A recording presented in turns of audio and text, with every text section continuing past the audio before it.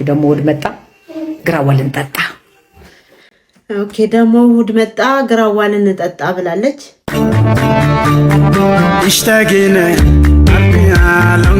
አልጉ ጓደኞቹን ዘፋኝ ምናምን ሙዚቀኞችን ሲጠይቁ ኧረ እባካችሁ ከሰርግ ላይ ገንዘብ ከፍለ ነው ዘፋኙ ቀረብን ማን ነው ሲባል ማን ብለን እንፈልግልን ምናምን ሲሉ እስቲ የዝናብ ስም ጥሩልኝ ብለው ሰዎቹ አሉ። እኔ ከምር ግን እዚህ ነገር ላይ እንኳን አላሳቀኝም። ታማኝ ራሱ አልቻለም። አንዳንድ ስሞች ግን ምን ብለው እንዳወጡለት የዝናብ ስም ነው ለነገሩ። ወሽንፈረን እኛ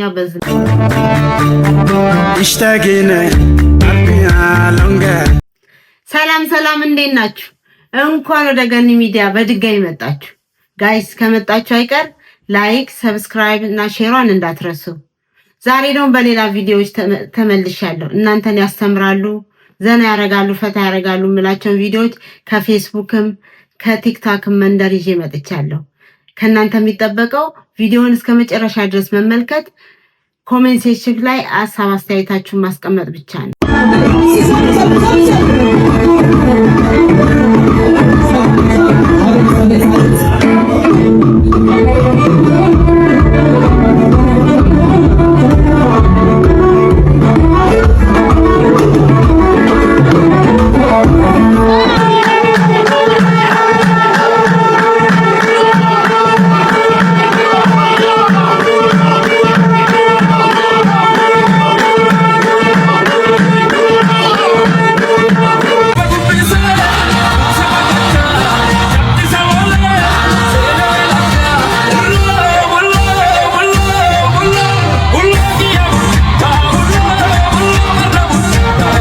ከዚህ በፊት የደንብ ልብስ በመልበስ ወንጀል የሚሰሩ ሰዎች እንዳሉ ጭምጭምታ እንሰማ ነበር። አሁን ደግሞ ሐላልና ገሃድ እየሆነ መጥቷል። በትናንትናው ዕለት ዩኒቲ ዩኒቨርሲቲ አካባቢ ዲዛይር የምትነዳ እናትን ከመኪና ውስጥ አስወርደው መሬት ላይ ጥለዋት ሁለት የፌዴራል ፖሊስ ልብስ የለበሱ ግለሰቦች መኪናውን ይዘው ለመሰወር ሲሞክሩ ከፊት ጋር ተጋጭተው መያዛቸውም ታውቋል። እጅግ በጣም የሚመሰገን ሞተረኛ ትራፊክም ሳይረን አብርቶ በመከታተል በቁጥጥር ስር እንዲውሉም አድርጓቸዋል። ዋካችሁ ይህን ቪዲዮ ለምታውቁት የህግ አካል አሊያም ለምታውቁት የፌዴራል ፖሊስ ኮሚኒኬሽን ቢሮ ለግንዛቤ ይሆናልና ዋካችሁ ብታደርሱልኝ ደስ ይላል። ማንኛውም የደንብ ልብስ የፌዴራል ወይም የመከላከያ እንዲሁም የፖሊስ ልብስ የለበሰ ሰው መጥቶ በሚያናገረን ጊዜ የኛስ መብት እስከምን ድረስ ነው? የነሱን ማንነት ለማወቅ የሚያስችል ምን አይነት ነገር አለ? ዋካችሁ ብታሳውቁኝና ህዝቡን በዚህ ላይ ንቃት እንዲኖር ቢደረግ መልካም ይመስለኛል። አሁን ሁሉም ሰው ፖሊስ ሲመጣ ትራፊክ ሲመጣ ወይም መከላከያ ሲያገኘው ቀጥታ ያለውን ከመተግበር ውጪ ማንነቱን እንኳን ለማረጋገጥ እድል አይኖረውም። ቢኖረውም እንኳን የሚቀርብበት ዱላና ጥፊ እንደሆነ ይታወቃል። ስለዚህ የህዝቡ መብት ምን ድረስ ነው? እነዚህን ሰዎች ትክክለኛ ህጋዊ መሆናቸውን የማወቅ መብት ሳለው ወይ? ህገ መንግስቱስ ምን ይላል? እባካችሁ ጠበቃዎች አሊያም በህግ አስከባሪዎች ኮሚኒኬሽን ቢሮ የሚሰሩ ሰዎች ይህንን ምላሽ ቢሰጡና ህዝቡም ትክክለኛ የደንብ አስከባሪዎችን ማንነት አውቆ ለህጉም ሆነ ለሚጠይቁት ነገር ተገዥ እንዲሆን ንቃት መፍጠር ይሆናልና እነዚህ ግለሰቦች የፌዴራል ልብስ ለብሰው ፌዴራል ሳይሆኑ መኪና ለመዝረፍ ሞክሩት እንደተያዙት ሁሉ ሌላው ህዝብ መጠንቀቅ ካለበት እንዴት አድርጎ መጠንቀቅ እንዳለበት ማብራሪያ ቢሰጠን መልካም ነው እላለሁ። ሰናይ ቀን ተመኘው። ያው ቪዲዮን እንደተመለከታችሁት ነው። ምንም የምጨምረው ነገር የለም። ይህንን ማጥራት የሚችለው ፖሊስ ብቻ ነው። ፖሊስ ራሱን ማጥራት አለበት። ለህዝቡ ክፍት ግልጽ መሆን አለበት። ግን አሳዶ የያዘውን ፖሊስ ተማመስገን ወደኋላ አለለም። በጣም እናመሰግናለን። ሌሎቹም የእሱን አርአያ እንዲከተሉ በትህትና ጠይቃለሁ። ይህንን ፎቶ አይቼ ልቤ ደማ። አይደለም በስልኬ ውስጥ በልቤ ውስጥ አለ። ሐዘን ላይ ሐዘን ተጨመረብኝ። የኦርቶዶክስ አባት የኛም አባት ብፁዕ ቅዱስ አቡነ ማትያስ ረጅም ዕድሜ ይስጥዎት፣ እንደው ክፉን ነገር ያርቅልዎት። ሁላችሁም የኦርቶዶክስ እምነት ተከታዮች እኛ ስናለቅስ አልቅሳችኋልና ሐዘን ቤታችሁ አይግባ። ሁላችሁንም ከክፉ ነገር ይጠብቃችሁ። በሁሉም ነገር በጣም ነው የማመሰግናችሁ የኦርቶዶክስ እምነት ተከታዮች። እኔ በጣም የገረመኝ ነገር እዛኛው ጎራ ያላችሁ ሙስሊሞች በሐጂ ሙፍቲ ሞት የተደሰታችሁ እንደው ዝም ያለ ነጃ ወጣ ነው ዝም ብትሉስ? ያው ቪዲዮን እንዳያችሁት ነው። ይሄ እኮ ኢትዮጵያዊነት ነው። በቃ ሰውነት ይቀድማል። ከእምነትም ከምንም በላይ ሰውነት ይቀድማል። ሰው ስለሆኑ ነው ያለቀሱት። ያው ደግሞ ሟቹ በጣም የተወደዱ መልካም ተናጋሪ ሰውነትን የሚሰብኩ ስለነበረ ያሳዝናል። የሳቸው እልፈት ቢያዝኑም አይገርምም። ከዚህ በፊት በሰራው ቪዲዮ ንብረት ገላው ግራዋ ሲጠጣ አይተን ነበረ እና በዛን ጊዜ አስተያየት ሰተን ነበረ። በየሬስቶራንቱ በየካፌው ለወደፊቱ እንግዲህ ጠቃሚ ከሆነ መድኃኒት ከሆነ ሁሉም እንዲሳተፍበት ሀሳብ ሰተን ነበረ። አርቲስት ቲጂ ከነቤተሰቧ እስቲ ቻሌንጁን ተቀላቅለዋለች። ቪዲዮን አይተን እንመለስ። ደሞ እሑድ መጣ፣ ግራዋ ልንጠጣ ነው። ግራዋ ይሄው ግራዋ ይሄው ተነሳ። ይሄ ብዙ ይሄ የኔ ነው። እቺ የኔ ናት። ተወሰደ፣ ያሱ ተወሰደ። እሺ የታለ ግራዋችን? ይሄው 1 2 3 ሻት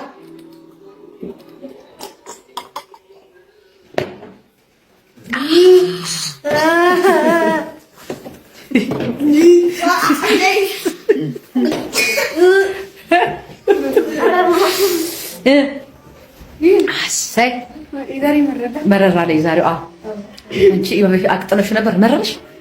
ዛሬ መረራ አሰይ ደሞ ላስተካክልላችሁ። ደሞ እሑድ መጣ ግራዋ ልንጠጣ። ኦኬ ደሞ እሑድ መጣ ግራዋ ልንጠጣ ብላለች።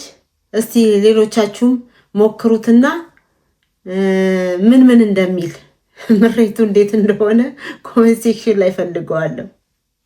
ወደ ቀጣዩ ቪዲዮ ዝም ብዬ ሳይ የሆነች ልጅ ሁዲ ነገር ለብሳለች፣ ዊግ ተሰርታለች፣ ግን ባግ ነገር ይዛ ነበር የገባችውና ታክሲው የሞላ ገቡና ሞላ። ልክ ሲሞላ እሷ ወረደች።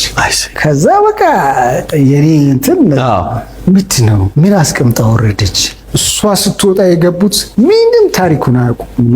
ጮታሉ፣ ጆክ ነው ምናምን። እኔ ግን ይሄ ታክሲ ፈነዳስ ነው ጥያቄ ማለት እንደዚህ አስቀምጣ ወርዳለች ብዬ ተናግሬ ባይኖርስ የሚል ሳይኮሎጂካል እንትን አለ። ከዛ ታክሲው ሄደ ማለት ነው። ከዛ ልክ ታክሲው ትንሽ እንደሄደ አይፈነዳም። ከዛ እኔ አቀረቀርኩኝ። እውነተኛ ታሪክ ነው። በቃ የትኛው ሰውነቴ ነው የሄደው ምናምን አሰብኩኝ። ከዛ እኔ ብቻ ነኝ ያቀረቀርኩት።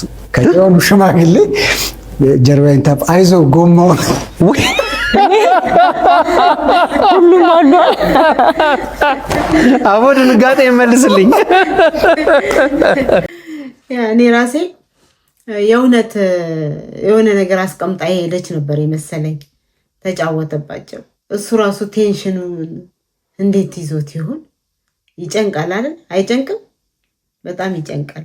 ፈስ መፍሳት የደም ግፊትን ለመቀነስና እንዲሁም ደግሞ የልብ ጤንነትን ለመጠበቅ እንደሚረዳ ጥናት አመላክቷል። ይህንን ቪዲዮ እየፈሳ ላስቸገራችሁ ወይም ደግሞ ለዛ ለሚፈሳው ጓደኛችሁ ላኩለት። ታዲያ ይህ ጥናት የተሰራው በጆንስ ሆፕኪንስ ዩኒቨርሲቲ ሲሆን በዚህ ጥናት እንደተረጋገጠው ታዲያ ሃይድሮጂን ሰልፋይድ ጋዝ ከአንጀት በሚወጣበት ጊዜ የደም ግፊትን የመቀነስ አቅም እንዳለው ነው እንግዲህ ያረጋገጡት። በአንጀት የተጠራቀመው ጋዝ ወይም ደግሞ ፈስ ማስወጣት የደም ግፊትን ለመቀነስ ጥሩ መንገድ ሊሆን እንደሚችል ነው እንግዲህ እነዚህ ተመራማሪዎቹ የገለጹት። ፈስ ወይም ደግሞ በሳይንሱ ሃይድሮጂን ሰልፋይድ በሰውነታችን ውስጥም የሚገኝ የተፈጥሮ ጋዝ ሲሆን በአንጀት ውስጥ ያሉ አንዳንድ ባክቴሪያዎች ምግብን ሲያዋህዱም የሚፈጠር የአንጀት ጋዝ መሆኑ እንግዲህ ተገልጿል። እናንተስ በዚህ ጉዳይ ምን ትላላችሁ? ሀሳባችሁን አጋሩ። በስማም ማንዛረት ነው እንግዲህ። አሁን ከዚህ በኋላ መፍሳት ነውር ነው የሚባለውን ነገር መሰረዝ ነው። በቃ በያገኘንበት ማንዛረት ነው። ምክንያቱም መድኃኒት ነው ማለት ነው። የደም ግፊት የሚቀንስ ከሆነ ማንዛረት ነው። እስከ ዛሬ ድረስ አለመታመማችን አፍኑ ተብለን ይገርማል። መንጨባረሯን አትዩ የሚጥኝ ግን ተንኮሏን ነው የምነግራችሁ። አዲስ ሰራተኛ አምጥቻለሁ። ስሟ ለምለም ነው። ሚጥዬ ለምለም ስላት አንቺ ምን አልሽ? አበባ ኬት ዛለ በለሳንቲ ስጣት አካውንቷን ከታች አባዮሽ ያለችበት ያ ልጆች ንጹህ ወረቀት ናቸው ይባላል አይደል? ምን ያህል ፈጣን እንደሆነች እንዴት መጣላት ግን አይገርምም? እስከዛ ድረስ እኔ አስቤ አላቅም። ብዙ ለምለሞች አውቃለሁ። እሷ ግን እንዴት እንደመጣላት አባዮሽ ለምለም። ይመችሽ ቤቢዬ፣ ሚጥዬ እደጊልኝ። ሲጀምር በጣም አካባጅ ናችሁ። በጣም እናት እንደ እናት አካባጅ ፍጥረት እዚህ ምድር ላይ የለም። ልጅ አስቸገረኝ፣ ተንጨዋረርኩ፣ ፀጉሬ ማበጠር አልቻልኩም፣ ሻወር መውሰድ። ሲሪየስሊ ልጆች አያስቸግሩም። እጅግ በጣም አስቸጋሪ ፍጥረቶች ማለት እናቶች ናቸው አይደለ? በቃ አንድ ቦታ ካስቀመጣችኋቸው ተረጋግተው ነው የሚቀመጡት። የሚፈልጉትን ነገር መስጠት ነው አይደል እንዴ? ራስን ለመጠበቅ የሚደረግ ሰበብ ነው ይሄ ሁሉ ነገር። እንደ እናት ሰነፍ የለም እዚህ ምድር ላይ። ዲሌት ድራማ፣ በቃ ድራማችሁን አቁሙ። ቀላል ነው ልጅ ማሳደግ። ምን ሆናችሁ ነው እናንተ? ዝም ብሎ ማካበድ ጉዱ ከኋላ ነው።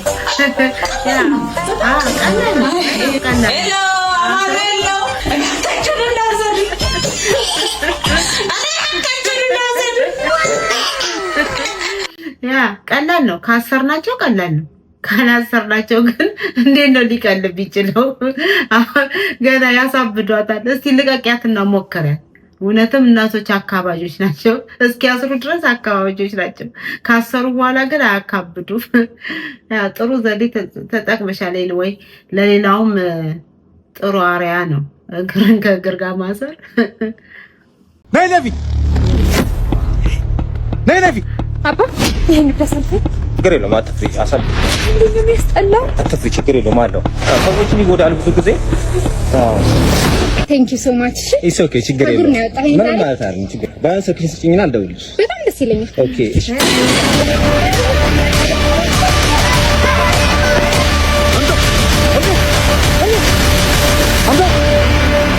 ማነው ስምሽ? መልካም መልካም። የሰው ልጅ ማንነት በልብስ አይለካም። ያጅ ያጅ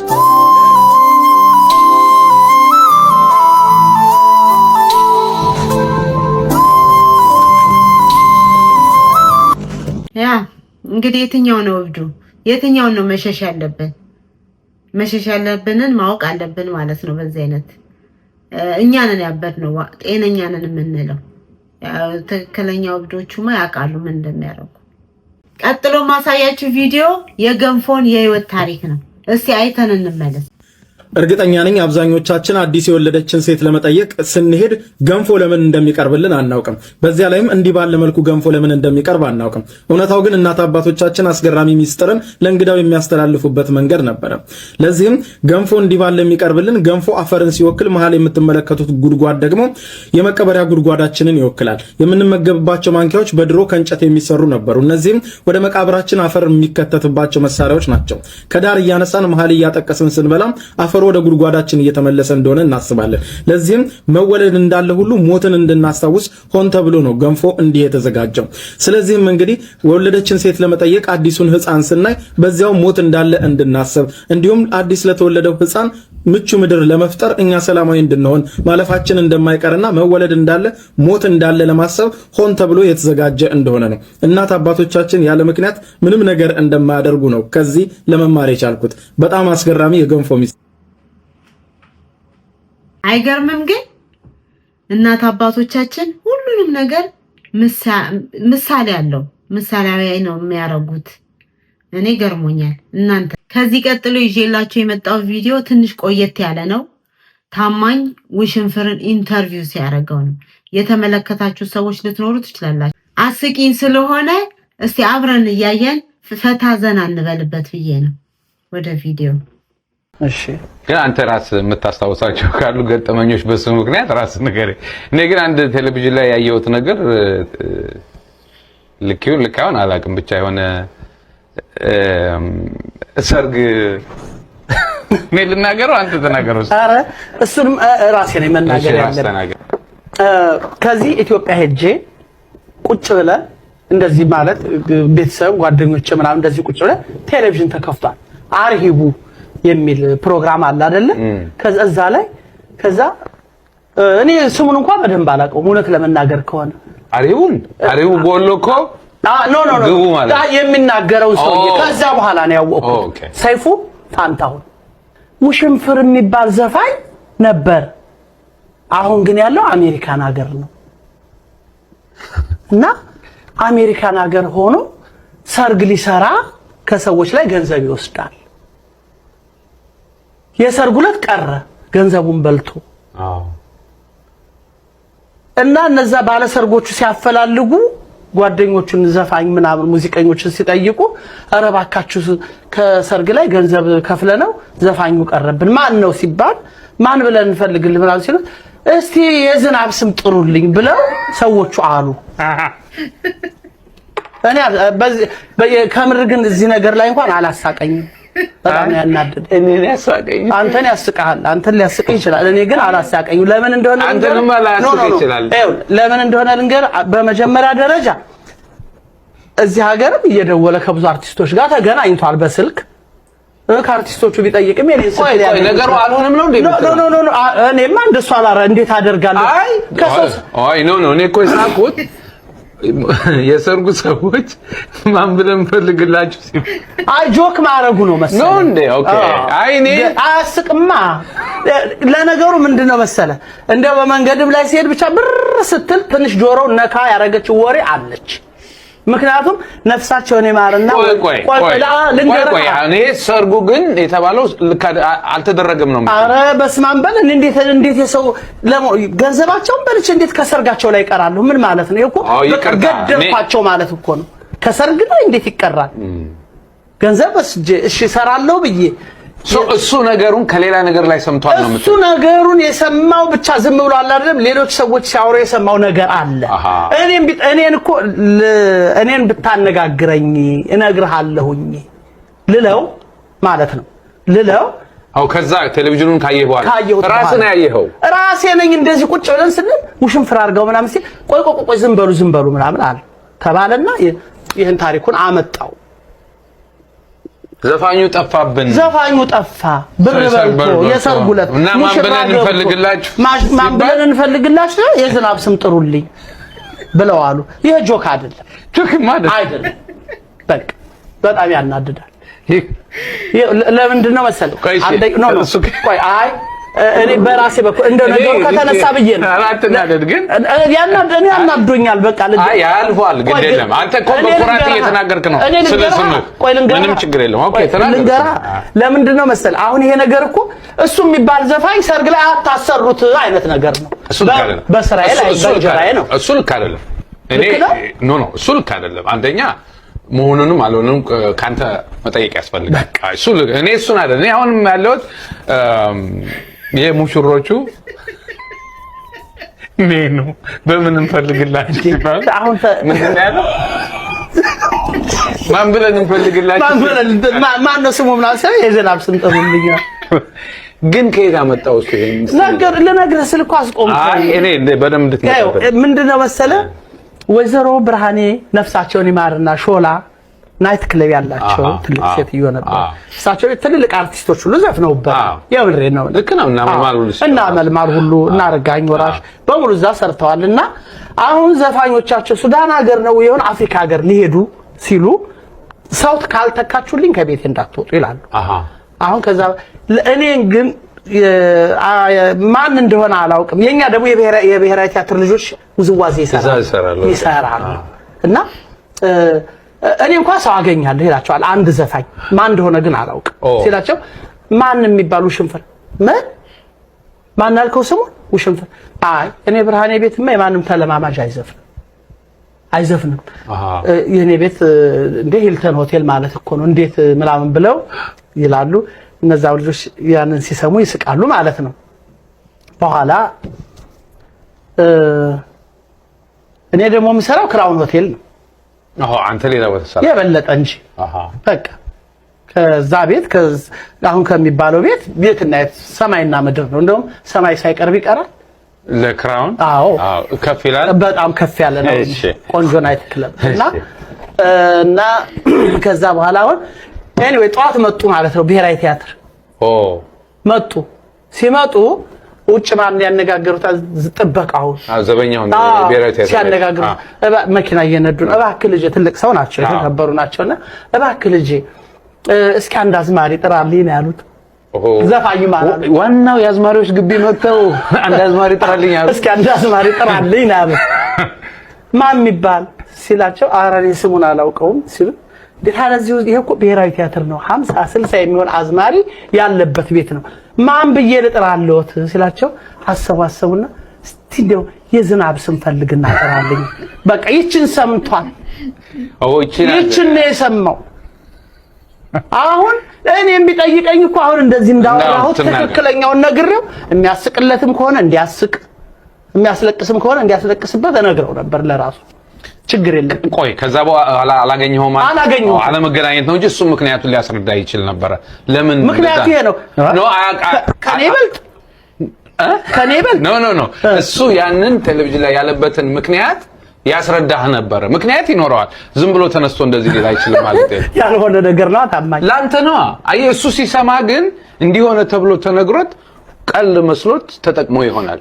አሁን እሱ ስለሌለ መከራከር በማይችልበት ቦታ እንዳንቆነጥጠው ኤኒዌይ ሲመጣ እኔ ራሴ ጠይቀዋለሁ። ለማንኛውም አሁን ይሄ ሚዲያ ላይ አይደለ ያለ ነው። አሁን ከሰማው ይስማው ጥሩ ነው። ግን ዋናውን ታሪክ ተናገር ይጠይቀኛው ይቅርታ ሶሪ ችግር የለው። አዎ ሶሪ በለኝ። አረ ምንም ችግር የለም። እኔም ጠይቄ እነግርሃለሁ ማለትና ለማለት አይ ሶሪ በለኝ። እሺ በዚህ እንስማም። አይ ውሽንፍር ታማኝ ራሱ አልቻለም። አንዳንድ ስሞች ግን ምን ብለው እንዳወጡለት የዝናብ ስም ነው። ለነገሩ ውሽንፍርን እኛ በዝናብ ነው የምናውቀው። ወይ ያስቃል። ለዛሬ ያዘጋጀሁላችሁ ቪዲዮዎች እነዚህ ነበሩ። ዘና ፈታ እንዳላችሁበት በማመን ላይክ፣ ሰብስክራይብ እና ሼሯን እንዳትረሷት። በቀጣይ ቪዲዮ እስክንገናኝ ድረስ ባይ